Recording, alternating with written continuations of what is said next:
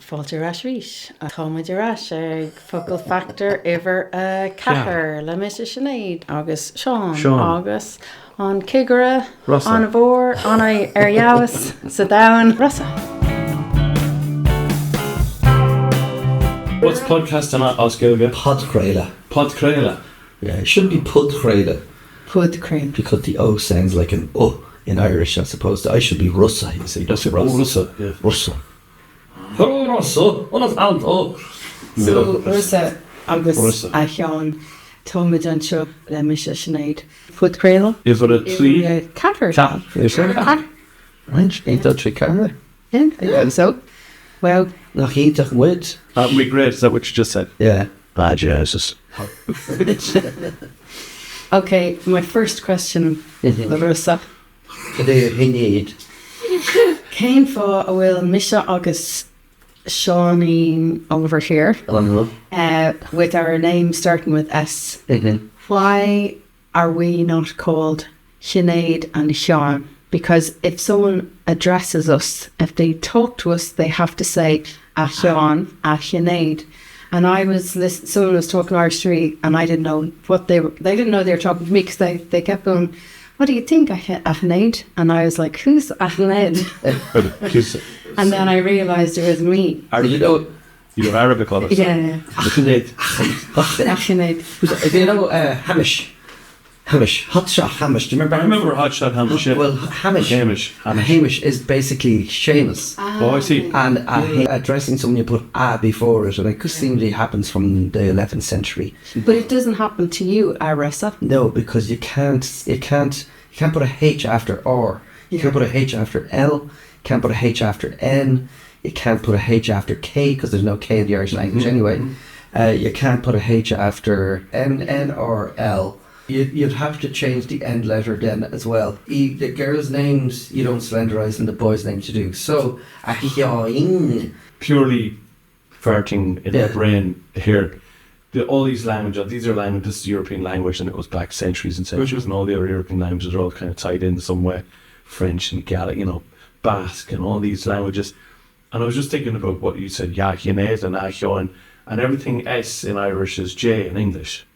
Isn't that right? But as in names in particular, like Sean is Joe. Yeah. So we render them S, or sometimes they render them J. Depends on, like Sean has an interest in voyage into Irish because we always make the mistake thinking that English is older than Gaeilge. You didn't switch it on, right? Fantastic. That's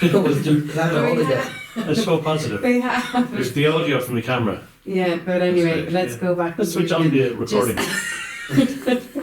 1 second. At least you found out now. Yeah. Is that on now? Oh my God. Yes. So with sound this time. Take 2. Take 2. Yes. And can I just say, because we don't have Katerina with us today. Yeah. We don't have someone monitoring all of these. That's but fine. Big big shout out to Liam Scanlon, who did help me set up the sound that I just subscribed. Liam. Fucked up. But what I was saying about J is, I know we started again, but is that, Spanish, everything that they, in names, everything has that sound as well. So it's like Juan, Juanita, like J has a sound. Yeah. And we have it in our... But yeah, I suppose Jorge, that's more a H sound, but that's Seoirse as Gaeilge. Jorge, which is George. Yeah, George but is if you were talking... all the European languages, they go... But if you were talking to George, you'd be going, Ahior. Seoirse. Seoirse. So it is very similar. So the A means O. Oh, John. Oh, Sinead. It's a nutty one. It's not his or her, which is normally what A is. But it's a hyoin. It's an O. Oh. But if you were saying a lot of people a hyoin, you may as well be saying a hyoin. Oh yeah, I see. Or hyoin. But what was that fucklock you were telling me? O. Oh yes, so that's a full sentence. A full sentence is O. Any ideas? A hyoin? We had this The last time. conversation before, did we not? Sorry, just the last that conversation you had was about orgasms. It was a joke about Oh orgasms. yeah, that was the fada. That was the joke. Yeah. Oh yeah. A long orgasm. Oh, father. Yeah. So this O is Exclamation. The ulvras. That's the Irish for exclamation. So ulvras, O, an ear. A very old word for an ear is an O. And from is O. And grandson is also O, as in Sean O, whatever, Colleary. Yeah. So that O means derived from, but in that sense is a grandson. So in the surname it's derived as a grandson. Is that what you're saying? It's meant as grandson in the surname. Yeah. So you have O. O is, oh my God, as an O, Oh, an ear from a grandson. So maybe the grandson was, chopped off an ear and says, "You're next, grandpa," and sent it to him in the post.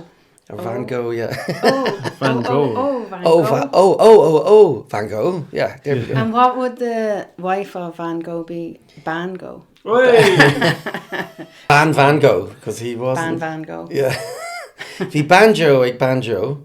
No, bhí banjo ag banjo, is banjo ag banjo. Achas far banjo or a manjo na banjo. No, Joe or a manjo go Joe. You got that? Will I say that one again? Try. Okay. Bhí banjo ag Joe the banjo. Yeah. Bhí banjo ag banjo, as in Joe's wife. His wife, yeah. Ach bhí banjo níos fearr ar an manjo ná Joe ar an manjo go Joe. So Joe's wife was better at the banjo than Joe was. Forever. Like. That's sort of like Gaeilge for what the Liverpool thing is. They do that, they don't they? They do that there, then They don't they? You're right. Yeah, were we starting from the start, were we? We've started. We Started. started. Okay, yeah. So, but we will just say Over and laying you. on Nuacht. On Newark. What Cada Horla since we were last here? Carmeo. Vimid an sa spring. Sanarach. San Arach. Agus vi with egg waiting for egg looking Fannach. forward to ag fan ag Tanula. Troy Parrott's performance. Oh, Which he did. He performed. Yeah. Sin. Ní Magalore doing you. Yeah. Near Ardegling Dullistocks a current down the. Yeah. It was, I don't know how to say it in Irish, but a lack of, plenty of effort and all that, but just that lack of experience. Aspatahi. Aspatahi. Of seeing something out. Yeah. Like that winning thing, which comes with winning. Yeah.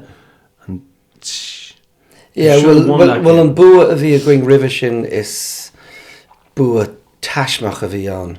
It was a kind of haphazard win. It wasn't something we were expecting. So it was bua tashmach a bhí on. Bua Tashma. No, come on, Against the Magyars. Yeah. Well, the Magyars was a brilliant.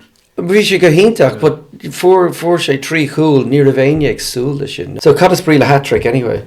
Nuair a Antonig and Rudeg and Ítach did swing their hat in the air. Apparently it's to do with, I heard this on Pat Kenny talking to somebody about the origin of phrases in sport, and a hat-trick was something to do with cricket. Some cricket player who did 3 wickets, whatever, one after the other, and they went around the ground somewhere in the late 19th century, and they collected a load of money for him, and they bought him a hat. Okay. For doing the 3 wickets. Now for you. Okay. Well, shin. Okay. Well, hula mission Rudeg and Ella on Laffy. Yeah. Did you? What did you hula? That my Antonig and Rudeg and Ítach, they'd swing their hats in the air. Maybe. A great feat, and not specifically 3 goals. But anyway, bhí with a laird fee a Hjáin nach raibh. Céim fá will Misha a Sinéad. Agus conas tátu Rossa. Rossa. Yeah. Why did you get so off? just like, Rossa. Is it a Rossa? You could say that, but it's disappearing. Honig sé stocks a Hainawich Day, according to Monaghan. It came in around there, and it was a kind of a politeness that came into the speak. Oh. Saying the O. Saying that being meaning O, as in O John, Hjáin.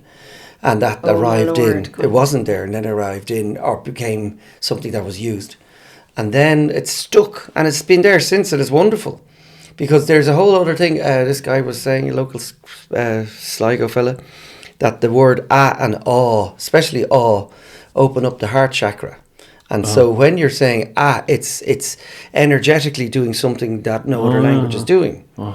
So, it's kind of cool. Kind of nice. Yeah. Yeah. And speaking of opening hearts, Inye, Cadahorla. Chuig má wach a go dtí an Verá agus. Oh, go dtí an Verá. Yeah, agus bhí pean like physical imo on shove The ocht. Yeah. What did you say? Tuchta the ocht. Took them ocht. Yeah, well, tuchta the ro is in here, Yeah, but imo tuchta the go, ocht. yeah. Ocht is this bit here. Yeah, mar bhí sé idir mo ocht agus mo tucht. Bhí an tucht idir mo ocht agus. Bhí mo tucht fucht. Yeah. So the Imo tucht go. is the tucht is also a what's it called? A mattress. Well, it didn't take the sadness that far. Ní raibh an brón go Ní- deep to bed. No, I didn't have to go to bed crying. Cahan. Daddy A left dog it. sé. Cahan a dog sé go America. Inye. Inye. Yeah. So Oh. bhí mé cuioinú. Agus níl, there's no reason like mar tá it's adventure agus excitement tá sé ag dul ach I was surprised. The Ina Urt. Neil Misha on hard bitch. I thought I was. Yeah. Yeah. Well, nach raibh sé now nuair a bhí an taim cría good. V. Yeah. So- No. Will to ag smaoin of Bader an meid sé now nach meid sé ann má Harlín sé ríis. No. That he mightn't be there if it happens If again. it happens again. No, it's more, I think, that I'm projecting. Mar chuig mé go dtí nua áireach. I went to New York. Nor bhí mé fithe is a 3 when I was 23. Agus Fes a chuig or fis a sé. Yeah, agus Don mé ann. I stayed for yeah. 14 years. Oh.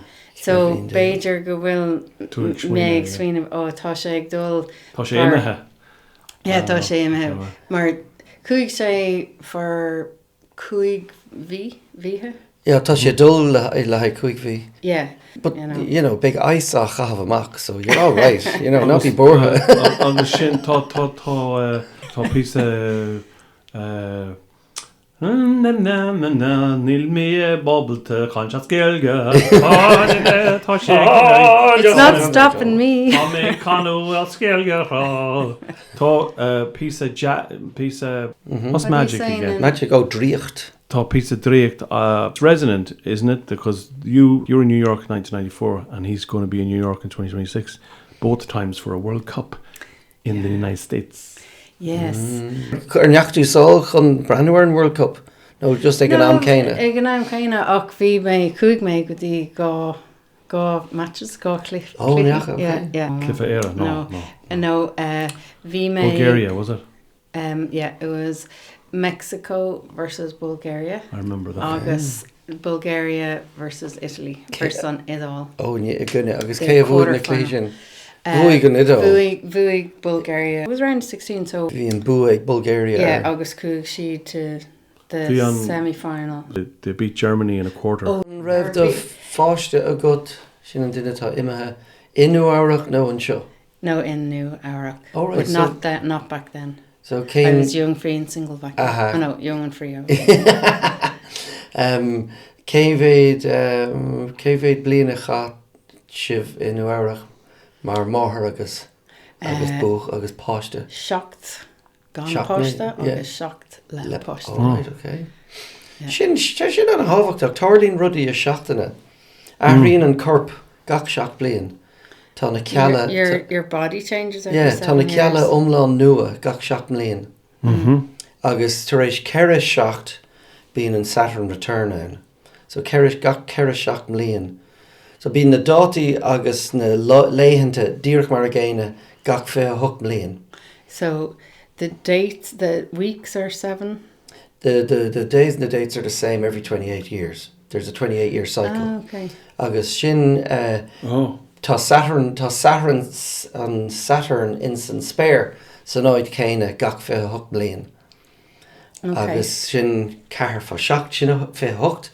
So tá cearcail umlán déanta tar éis fé hocht blian. But bíon gach seach blian bíon an corp nuatha renewed. So every 7 years our body renews or declines. Well, it's good that you've got stem cells in your nails, and if you chop off the top of your finger, it will grow back. Apparently. Yeah, well, hurl sé sin sin dom, so look, cá bhfuil sé. Bhí a wach ag, bhí mé taspánta chun bhí mit chun potato gratin a dhéanamh.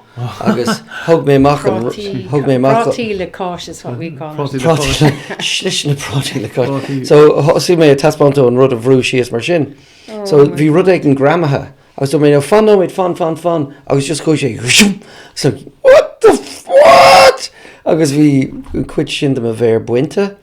Agus buinte was sliced off, taken away. Agus we share shilla fulla. Like, Rudy. So anyway, dos your rash. Real me and piece of chura rash air, but near just come at Danchi and Shin and son hit you ways, Honig and Quidella Nua. Yeah, apparently because there's stem cells in your nails because they keep growing. Right, and that if it's close enough to the finger, you can get a new finger. Béarla stem is a gos, so kill is a cal is a cell. So Béarla gos cal Béarla. Let's see. We'll ask the on internet on folklore stem cell. I fuck you. Okay, on Titterley and big you kind of mask a Okay. Talk amongst yourselves. Well, I was just thinking of the Beach Boys there and the Buhali Throw. Yeah. The Buhali Throw, I cano fan, shinna, instead of fun. Oh, fun, Aaron Throw, unlog a layer. Yeah. Oh, you know what? The last, I remember we were kind of going. Voulez-vous coucher avec moi ce soir? Gaeilge. Yeah, Gaeilge. I fucking eventually got it. You know, it's called l'esprit d'escalier. It's the thought you have after the moment when you should have said it. Yeah? But that's in French. The retort, yeah. So, sprit na styra, Béarla. Anyway, so vi sprit na styra gum, agus, shervian, on mian lat lilum nocht ag a hocht, a nocht. Yeah? Uh-huh. So, on mian lat lilum nocht ag a hocht, a nocht. On mian lat, yeah. Would you desire to lie with me naked tonight at 8? Oh, right. Oh, on mian lat lilum nocht ag a hocht, a nocht. I see. No, thanks. Yeah, what's the question? Sorry, it was like it's a lovely offer. But yeah, sorry. No offence, just I know you're married. No, that's it. I'm off. So Cadella so, tá glór. Yeah. So Cála Horla ditch. Tá mé gobar in son radio. Yeah. What's the ocean again? Well, again. Ordvinnikiert on again. Ordvinnikiert is FM. Ordvinnikiert. Frequency modulation. Oh yes, that's the word. FM is easier. Yeah, FM. But AM in Irish. Amplitude. Which makes it very difficult. Because remember there was FM and there was AM and then there was MW and long wave. Medium wave, short wave, long wave. But there was an AM as well. Amplitude modulation. There you go. So as Gaeilge, it's AM. FM is AM. So on tagging. On Rev is a good what AM stood for Riv. A Rev 2 egg over sa radio. Oh, I knew V is agam or on amplitude modulation. Is that how you got the job? Hey, that's good. I got the job because it's in the AM. It's 11 AM. So is this a presenter? Is Misha presenter on radio or Laura Hor or a Henjeg Guji? Henjeg is 11. Yeah. Guji. A hen, yeah. A hen. Good day, a hen. Yeah. Go over a click. Cade Anamon Chlor. Toshe on Majin, on mid-Majin show. The mid-morning show. Uh-huh. So Cade Shin as Gaeilge is on Chlor Adra. On Chlor Adra. Yeah. Caint size lazy bastards are you in Ocean FM. Mid-morning is 11 to 1. Sinna will, yeah. Cade on late morning. Late What do you consider late on morning? the mall margin is 5 to 12, I suppose. No, mall margin. That is interesting anyway to say that, because it reminds me of Radio Telva Sheridan that had the main evening Tranona Nocht. The main Tranona Nocht. Yeah. Or a Neoclog. Yeah, main Agus on evening late show, the latest of the late at past at Lahore Teresa. What happened to the whole night time in between? Well, Cade and Tranona. Cade and Tranona. Like as Gaeilge, noon is noon. Tranona is in the time of noon. Oh. So Afternoon, is it? Yeah. Yeah. So afternoon. When does the evening start? Evening as well, right? Evening starts like Níl focal for evening. Well, Tranona is evening as well. Ihe Yeah. is night though. I know, but Cade on Where's the evening? Where does the evening, the night on Ihe? Well, evening is also eve of the night. Christmas Eve is Ihe Nullag. Yeah. It's the night before Christmas. Oh. The night before Christmas Day. So that's all your eves. But is eve, evening, is it the same word? Possibly. Oh yeah, tell us about the mid-morning. Oh yeah, no, Adra is it sounds like idir, which is probably where it comes from. In between. Well, an Adra is the late morning or the mid-morning milking time. And Chlor Adra, that's when the cows are listening to you. Okay. You get more milk out of that. So Eish le Sean agus chucky combine you. you're milking it there, John, what? It's not one thing, it's another. Well, how meta is this? Tomage on show a caint faoi do radio show agus on Shockton Shahugan beg muid do radio show a caint faoi on show. Aha, Sinéad. Anam. Tá muid tuairt takeíocht do chéile, fógraíocht. Tá sé. Leanúnach. Yeah, och tomage a caint in the future tense anish. Och nor beg anyone if anyone listens, beg she'd éisteacht on Amshacacha. So Neil sé fógra on what because we're not telling anyone about it in advance. No. So, although actually we could do a really quick, short social media clip and say we're going to be on Ocean FM on the 8th of June. Will we be there in the morning or the afternoon? We don't know, but we'll call it the mid-morning. Yeah. Beg me de caint faoi on Pudcrail to show focal factor. Agus beg me de caint faoi on show atá ag chocht. On Ceann Bio, on Show Bio. On Show Bio on the 14th of June with our guest for sure. On E. Urshore. On guest E. Urshore. Comedian, yeah. Guest comedian Sharon Mannion. And a conch or na hanvehe? Animals. What's hanvehe? Animals. No. Conch lesh na hanvehe. You've got milking on the brain, John Colleary. I know. A conch or na animals. Na hanamaka. Sharon. Yeah. Cade os Gaeilge. That's Sharon. Is it? Basically. Oh. Yeah. Ariel Sharon. So she already has her H. So no Neil in J. Well, you'd say, Sharon. see, in Gaeilge, nuair atá S in acula E agus I, deran tú sh. Like, Nuair atá sé in acula A, O agus U, deran tú S. So, But she's SH already. in English. Sharon, yeah. In Gaeilge, she's S-E-A or A for the N. Sharon. Sharon. And you go, Sharon. No, Sharon, actually. You don't seem to slender the girls' names. Sharon, yeah. In the near future. Okay, so Luahauchi. Go on, sorry. So go major world events. Okay. Horla. Ag Torlu. Ag Torlu. Yeah. The World Cup 2026. On Curran Down there. August. Focal Factor Live. Oh, yeah. On Show Bio in the Sligo North Side. Le Rossa Sinéad agus John agus special guest. Oh, E Specialta. E Specialta. Comedian for sure. Sharon Mannion. Tá ticéidí ar Eventbrite ach tá siad Anna Limited. Tá sí teoranta. Tá cúpla Tá ticéad. Tá rá hicéid ar fáil. Tá an space anna small. An spás. Or no. Mar tá an show so popular that it's filled. Yeah. Cad é tar faoi cascat an joke sin? Ní aistríonn sé go Gaeilge, what do you do if you see a spaceman? You park your car, man. Oh. Excellent reaction. Yeah, sorry.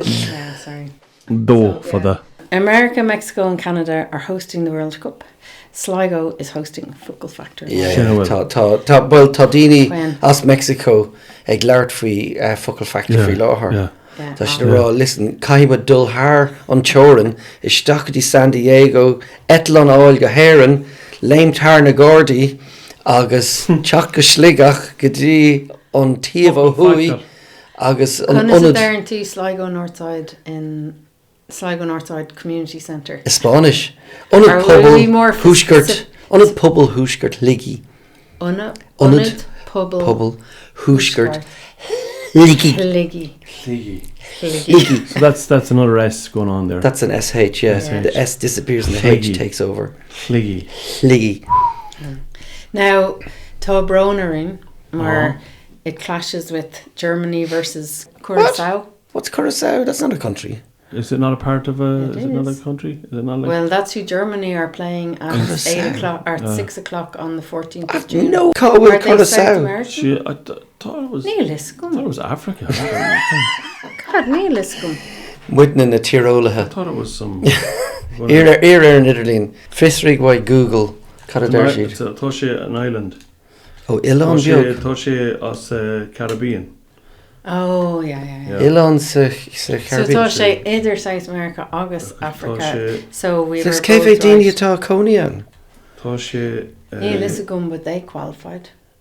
But the kainach willach. Like equivalent nuair a bhí on Iceland ag immert. Iceland was playing. Agus fuair siad amach. As Nadini Foster ar fad a bhí an immert out of all the the adults who could play soccer at that level. Níramhach beidir Gaeilge. That would be qualified to be that good. Because, it's only a team of 11 men. So You go out against 11, that's all you need. Yes, August tá an banistóir a gcuin anis. Sinead Heimer. Banistóir as an Iceland. Yeah, as an Iceland. An banistóir. Jeblion ó hin the feed to bua she'd as Sasnach. Could be mentioned. Is it the Viking clap? The echo, the thunder clap. Yeah, every she could ask, yeah. Thunderclap. That's what you get off tour if you sleep with them. Sorry, go on. The thunderclap. So if you're okay with watching Germany and Curaçao on the player, you can come and see the biggest, most epic battle of the Northwest. Roscommon versus Sligo, Sharon Mannion versus John Colleary, woman versus man. Big Shane in front of a live audience. So Ca in Irish means battle as well as all the other things. And I'm reckoning... As well as all the other things. Ca means where, it means consume. Well, C-A-T-H is different. Spent time. But that's C-A-I-T-H. Okay. But I reckon, because Níliscum, and I have to consult the experts, but what were they doing when they were battling? It might have been fencing, but I'd say they were chucking shit. Throwing stuff. Yeah. Throwing. Ca. So a battle. They were sitting in a coffee. You can't fucking smoke. Yes, I can. No, you can't. So we've got those two major world events happening. I know where I'll be. Big Tussig Branwer. It's Sveitling bheith tráchtach there. Tráchtach, we can be doing the live commentary as Gaeilge. And will Adna agah far on Clia atá ag dulgadí an World Cup? Sin Roberto Lopez. So sé as crumlin. Tá sé ag play all. Ag immert. Sé immert le Cape Verde. All Cape Verdeans now. Fuair sé an Gléach. An Gléach ó 4 bliain ó hin. No way. Agus hí But will she give her? Cap and Shaker, well, it's a joke. Yeah, all right. He didn't understand Portuguese. All right. What's that all about? Fuair sé an message ar LinkedIn agus cap sé go raibh sé a joke. Yeah. Prank. An Yarna sibh se prank phone calls ever. Did you ever No. make a prank phone call? No. No. We didn't have a phone. Seriously. Well, with the then of like. Unless we No, went we to a didn't phone box, either. maybe. Yeah, Misha A, agus it was the classic one. It's Mrs. Wall. You go find Wall, okay? Yeah. You go, is Mrs. Wall there? No. Is Mr. Wall there? No. Are any of the walls there? No. Well, you better run out because the ceiling's falling. Ah! See more butts and all that, is it? But remember, like when we used to have the phone book, because you could actually look up and see Yeah. how many walls were there and where they lived and Yeah. their exact address and everything. Yeah. It's only like now to imagine that. That's You gone. could- Did you? A few episodes ago, bhí mé caint faoi mo bháthair agus ní raibh si ag cuiinú ever.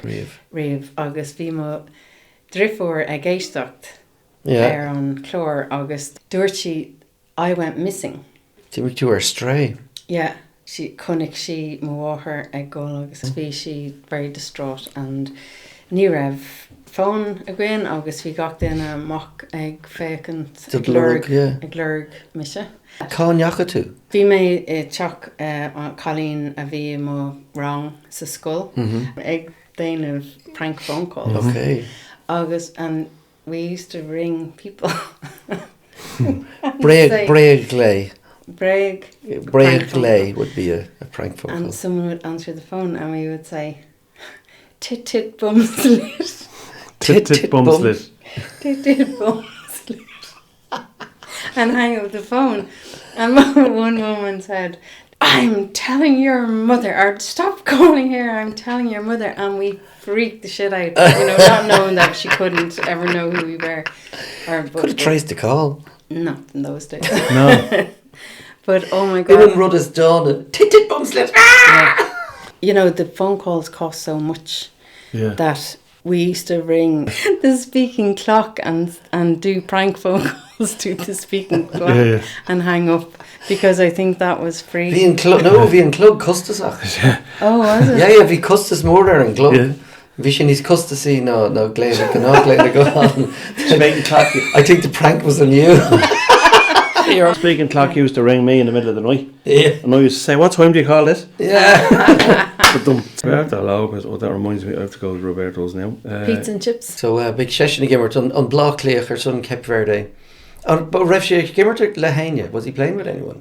Atá sé le Shamrock Rovers. All right. We share Bohemians there. Oh, Rev, A few okay. years ago, a few years ago. Agus called Liberty Inche. And Tussige, no Lorna Porca, no Taka. He's a centre back. Okay. Sort of a has a midfielder. career similar to mine. And well, it's a good. Cé a bhfuil mé ag immert leis anis.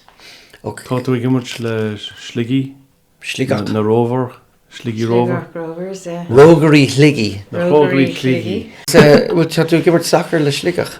Yeah. Le Rogary Hliggy one. Soccer shul. Oh, right, okay. Soccer shulach. Walking football. Soccer. Oh, Tá tá sé. sé. Tá It's just sé. like Subusio. Cuig John Oh. a cúpla úr agus. Who we made August? I got injured. He didn't make the team. I got injured walking onto the pitch. That's a fact. I just turned around onto the thing and went, oh, that's me no. gone for the whole season. So near Heenick Before I to went Namatan. near the thing at all. But near Heenick to Namatan River, you didn't stretch your muscles before. I wasn't, there was You nothing didn't I have had to stretch time. them for. I was just going, I just go and walk over there. Okay, Agus hit to. And I just went, before I went on the pitch even. Ah, come on. Yeah, So, yeah. Agus but- Misha, yeah. near Immert mé. Near Immer to Clive. No, near Immert mé football Riamh. riamh immo sail agus immo hail. Yeah. Agus cuig mé an agus is Misha like absolute beginner agus but being a daine eile tá siad ábalta Immert. Immert. Agus So it's Glan Tussahor too. I'm an absolute beginner. A clean beginner. Newbie. Glan Tussahor. Yeah, and the only thing I had on my side was my youth because it's over 50s, and my maybe speed, but you can't Neil tú ábal to Ri. Well, nuair a bhíonn tú ag tascad an comórtas siúl, níl cead go ráchos a bheith ó an talamh. No. So céitá ag breathnú? The referee.